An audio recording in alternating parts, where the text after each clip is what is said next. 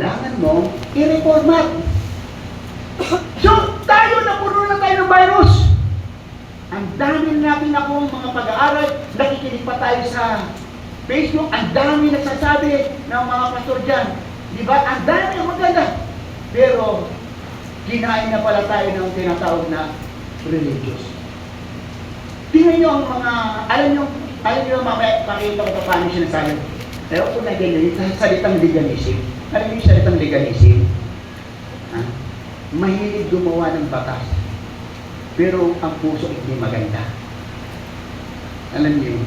So now, iyon ang tingiran ni Jesus. Pero tingnan niyo po ang kaharian ng Diyos, hindi sabi niya, repent! For immorality! Hindi po. Di ba? Repent! Sapagkat kayo makasalanan! Hindi rin yung sinabi. Ang sabi ni Lord, repent and believe, for the kingdom of God is at hand. Ang salitang repent ay kumukunik yan sa kaharian ng Diyos. Kahit tayo, magkaroon tayo ng pagpapatawad ng kasalanan, hanggang hindi ka naniniwala sa paghahari ng Diyos sa buhay mo, walang kwenta lahat ng teaching natin. Invalid. Invalid. Kahit magaling ka pa magturo, kahit ang galing mo pang mag-detail, without demonstration, invalid. You are nothing. Nakuha niyo po? Alam niyo, di balik niyo, huwag niyo na akong paniwalaan. Paniwalaan niyo lang si Jesus. Ang sabi, di ba sa John 3:16, for God so loved the world. Ano sunod? And He gave His only, ano sunod? That whoever believe. Sino naniniwala kay Jesus?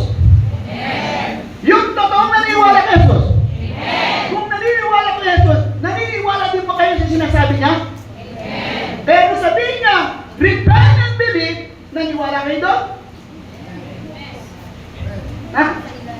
Repent and believe for the kingdom of God. Naniniwala ba kayo doon? Hindi. Hindi sinabi ni Jesus, hoy, ako to si Jesus, maniwala kayo. Hindi niya sinabi yun.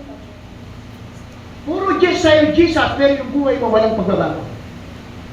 Ang sabi ni Jesus, repent! Kailangan mo muna natin mag-repent. Hindi sinabi ng Bible, but seek God first. Hindi sinabi gano'n. But seek God first. Hindi po sinabi gano'n. Ang sabi, but seek first His kingdom. Hindi mo mauuna ang Diyos hanggang hindi ka pinagkaharian ng Diyos. Amen. Diba? Walang kwenta ako, lagi ako nag-message eh. Walang kwenta ang rapture. Walang kwenta ang mga huling araw. Walang kwenta ang lahat yan kahit may gera. Pag tayo pinaghahalay ng Diyos, walang kwenta lahat yan. Amen? Kaya pag sinabi mong telos, sa English, sa Greek word is telos, ang ibig sabihin end. End. Pag sinabi natin end, yun yung sinasabi ni Peter, the first Peter 4:7, na sa mga huling araw, hindi po yan pananakot.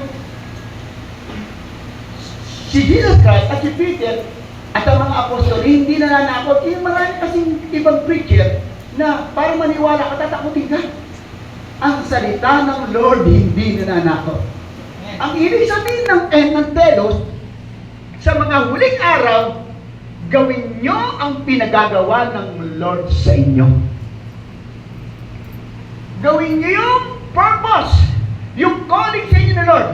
Paano nyo malalaman kung hindi nyo kilala ang Diyos? Paano nyo malalaman kung hindi nyo kilala ang sarili nyo? Paano nyo malalaman kung saan kayo pupunta?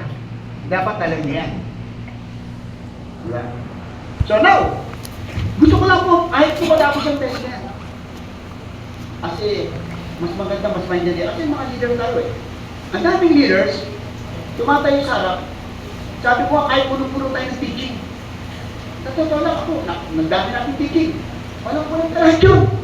Walang kwenta lahat yun kung wala kang pagbabago ng buhay. Kailangan pinagkaharian ka na nun. Hindi mo talaga mauuna ang Diyos hanggang hindi ka pinagkaharian. pinagkakarian lo. Kung gusto mong sumaga ng buhay, unahin mo lang sila. Ang lahat ng bata ay idaragdag sa inyo.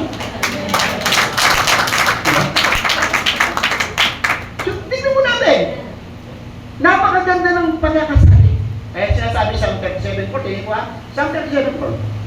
Delight yourself to God, and He will give you, ano? O, sige, ano desire ng puso ninyo? Lahat ng leader, ano, tumayo, magsalita kahit sino. Ano ang desire ng puso nyo? Yung sabi, Lord, pagyamanin mo lang ako, tutulong ako sa gawain ni Lord. Mali intention eh. Ay, mo ibig sabihin ng delight yourself to God, and He will give you the desire of your heart. Pag ikaw nagkaroon ng liwanag, nag-delight ang salita ng Diyos sa puso mo, ang desire ng puso mo, sampahin si Lord. Yun ang desire ng puso mo. Ang desire mo, paglingkuran si Lord. Ang desire